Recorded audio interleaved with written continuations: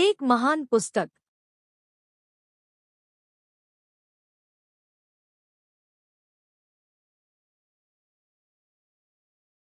राजा कृष्णदेव राय के दरबार में अक्सर ज्ञानी विद्वान पंडितों के मध्य विभिन्न विषयों पर चर्चा हुआ करती थी। समय समय पर विभिन्न राज्यों से भी विद्वान पुरुष दरबार में आते और अपने ज्ञान का परिचय देते थे। राजा भी उनके आवभगत और सम्मान में कोई कसर नहीं छोड़ते थे। एक बार एक व्यक्ति राजा कृष्णदेव राय के दरबार में उपस्थित हुआ। वह स्वयं को महान ज्ञाता और विद्वान दर्शा रहा था। उसका अहंकार उसकी बातों से झलक रहा था। उसने स्वयं के बारे में खूब बढ़ा चढ़ाकर बातें की। उसके बाद दरबार में बैठे ज्ञानियों को वाद-विवाद के लिए चुनौती दे दी। उसकी बढ़ी चढ़ी बातों से सभी दरबारी सहम गए थे।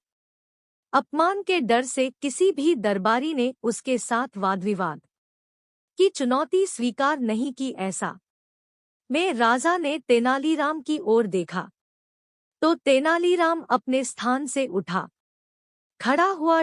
वह विद्वान को प्रणाम करते हुए बोला, महाशय, मैं आपके साथ वाद-विवाद के लिए तैयार हूँ। कल ठीक इसी समय मैं आपसे राजदरबार में भेंट करता हूँ। अगले दिन पूरा राजदरबार भरा हुआ था। विद्वान पुरुष अपने स्थान पर पहले ही पहुंच चुका था। बस सबको तेनालीराम की प्रतीक्षा थी। कुछ ही देर में सबकी प्रतीक्षा समाप्त हुई और तेनालीराम दरबार में उपस्थित हुआ। तेनालीराम राजा को प्रणाम कर वाद-विवाद हेतु नियत स्थान पर विद्वान के समक्ष बैठ गया। अपने साथ मलमल के कपड़े से बंधा हुआ एक बहुत बड़ा गट्ठर लेकर आया था, जो देखने में भारी ग्रंथों और पुस्तकों का गट्ठर लग रहा था। विद्वान पुरुष ने जब इतना बड़ा गट्ठर देखा तो सहम गया। इधर राजा कृष्णदेव राय तेनालीराम के हावभाव देखकर आश्वस्त थे कि अवश्य ही तेनालीराम किसी योजना के साथ उपस्थित हुआ है। उन्होंने वाद-विवाद प्रारंभ करने का आदेश दिया।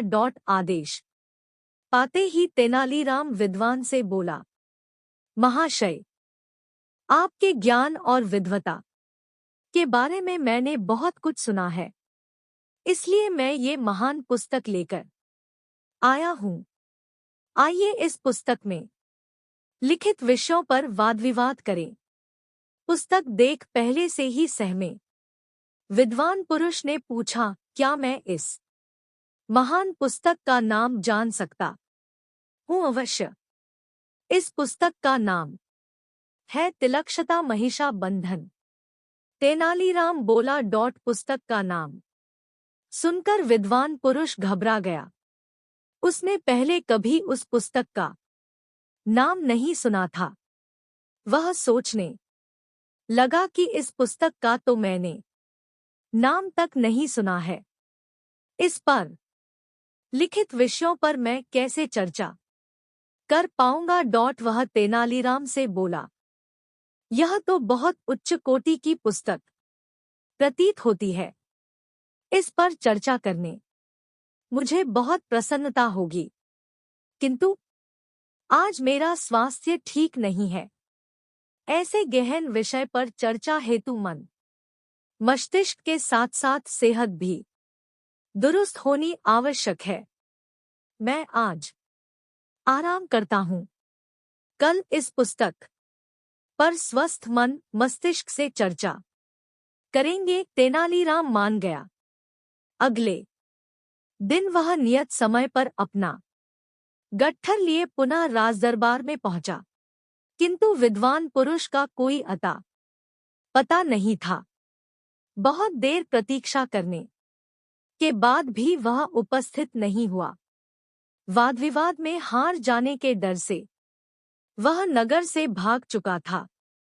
राजा सहित सभी दरबारी चकित थे कि ऐसी कौन सी पुस्तक तेनालीराम ले आया जिसके डर से स्वयं को महान ज्ञाता बताने वाला भाग गया।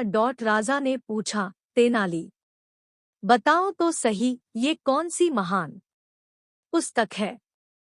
मैंने भी आज से पहले कभी इस पुस्तक का नाम नहीं सुना है। तेनालीराम मुस्कुराते हुए बोला, महाराज, यह कोई महान पुस्तक नहीं है। मैंने ही इसका नाम तिलक्षता महिषा बंधन रख दिया है। इसका अर्थ तो बताओ। तेनाली राजा बोले, महाराज, तिलक्षता का अर्थ है शीशम की सूखी लकड़ियां। महिषा बंधन का अर्थ है भैंसों को बांधने की रस्सी। इस गट्ठर में वास्तव में शीशम को सूखी लकड़ियां है जो भैंसों को बांधने वाली रस्सी से बंधी हुई है। मैंने इसे मलमल के कपड़े में कुछ इस तरह लपेट कर ले आया था कि देखने में यह पुस्तक जैसी लगे। तेनालीराम मुस्कुराते हुए बोला। तेनालीराम की बात सुनकर राजा सहित सारे दरबारी हंस पड़े। इस प्रकार तेनालीराम ने अपनी बुद्धिमत्ता से एक अहंकारी विद्वान के समक्ष अपने नगर का सम्मान बचा लिए। राजा ने प्रसन्न होकर तेनालीराम को ढेरों उपहार दिए।